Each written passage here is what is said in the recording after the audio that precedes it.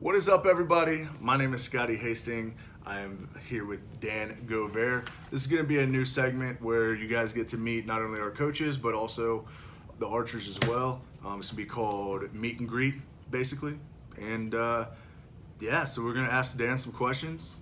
Dan is a former national team member, former shooter, and now he's made the transition into coaching. So now he's one of our coaches, and we enjoy having him on the team. So let's go ahead and jump right into the questions. All right. So how long did you shoot for?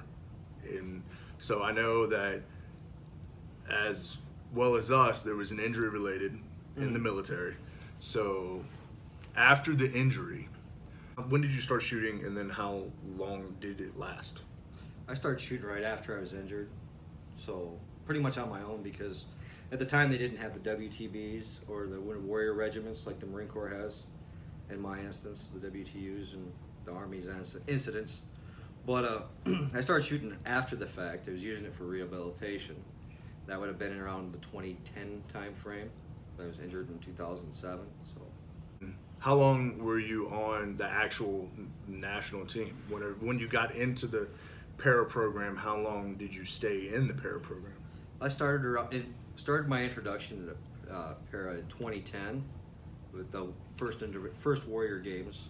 That's where I first met Coach Randy and MJ in that group, and started actually shooting with the team 2 years later. So kind of went through the emerging athlete program and worked my way through that way. Nice. And then how long was it until you transitioned? Yeah, made the transition into coaching. I actually started, after that first year, I started getting a little bit more involved. The Marine Corps team was using me as a technician for trials. And later on that following year in 2011, I started to transition into coaching. I didn't go out and get certified right away because I didn't even know what that meant. Yeah. So, like I said, mostly starting off as a technician. Then I learned from one of my mentors, John Fuller, and he kind of put me on the path to how to get here, even though this wasn't the path that I had chosen. So. Yeah, absolutely. So when was it that you actually decided that you wanted to coach with the para team with us? It would probably be around 2012. I had just injured my shoulder again, and now shooting is painful to the point where I'm lucky if I can get 30 arrows off without having extreme pain. I had to have my shoulder totally redone. So at that time I was deciding, if you can't, if you can't compete, let's find another way to be a part of the team. And I had this crazy goal I had set when I was an athlete that I wanted to travel with this national team. Absolutely. And I did this goal that I didn't reach as a shooter. So I was like, well, just because I can't reach as a shooter, why not try to reach it as a coach? So last year, being able to travel internationally with the team as a coach, I got to fulfill one of my goals. So, how is the transition from being a shooter to now being a coach? It's a tough transition. It really is. Being an archer, you get to be selfish. I mean, so much of what you do in your off time or whatever revolves around shooting. Like, if you have a family or whatever, you have to take time away from your family to go shoot. So, learning to be more to be able to self-sacrifice for somebody else's greater good.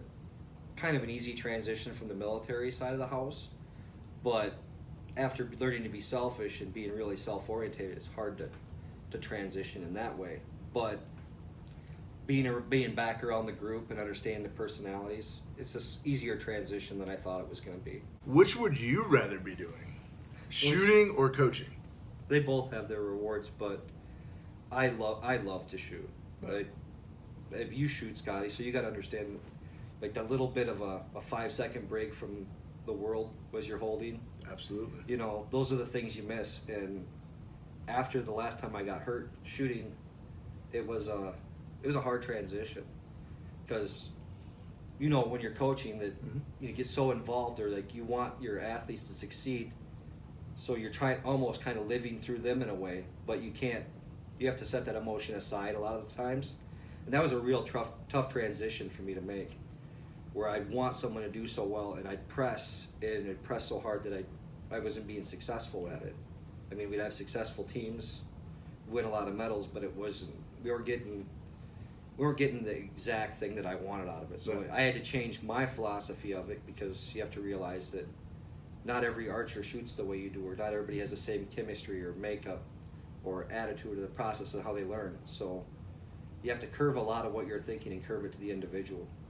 So you have to be really just kind of shooting on the fly a little bit, Yeah, and definitely. put your differences, or in your case, like I worked with you Yeah. at the beginning, and I've always considered, us close friends in that way. Definitely. But at the same time, I have to transition to coaching from that to athlete or mentor in that way. So I mean, it's a tough transition, because there's times where we have to split the line. That. Most of you guys understand that really well. Absolutely.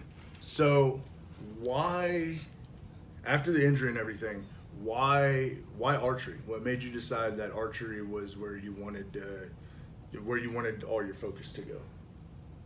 I really didn't decide. Like, you don't decide in the military to be a leader. You True. just are. Yeah. The team asked. I put an application in, and they accepted. So Yeah. I wanted to be back here on the team. I think it's where I feel the most comfortable. Yeah. It's where I think I can do the most good and help people learn from my experiences. Absolutely. And then there's a lot of buy-in that goes with that too. So like, the goal is to get as many of you guys to Tokyo as possible, and for everybody to do well. And just, Yeah. I like to watch people succeed. Right. I get a kick out of it. Good. But as far as the shooting side, after the injury and all that, what made you decide that archery was what you wanted to pursue? You wanted to be a shooter? I think it's just because I fell in love with the sport. No. Because it's so self-orientated. Like I said, when you're shooting, you can shut the world off. Absolutely. And you've seen it before coaching too, where someone thinks they can't do something, or everything you're thinking about goes away for 5-6 seconds in a Mhm. crack. It's addicting. Absolutely. And then trying to perfect it and get good at it. If you have that mindset, or that something you want to do well at, you work really hard at it. So it just made sense to transfer over back and try to help somebody else achieve their goals. Definitely. What is something that you would tell somebody who is a shooter now but wants to make the transition into being a coach? The best thing I would say is that you're going to take the coaching that you've received. It's just like being a leader in the military. You take the good and the bad. If you've worked with me and there's something you liked, it's like stealing.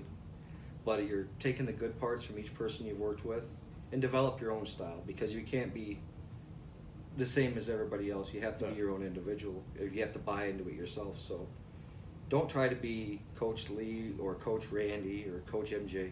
Try to be yourself and incorporate that, because it's going to come out. They have to trust. Trust is the hardest thing to earn. Yeah. It's the easiest thing to give away. And if you're being yourself, no one's going to trust that. If you could have a practice session to learn from anyone, past or present, who would it be and why? So let's do this as a two-part question. As a shooter, if you could have a practice session with anybody, who would it be, either past or present? And then as a coach, if you could have a practice session with anybody, who would it be?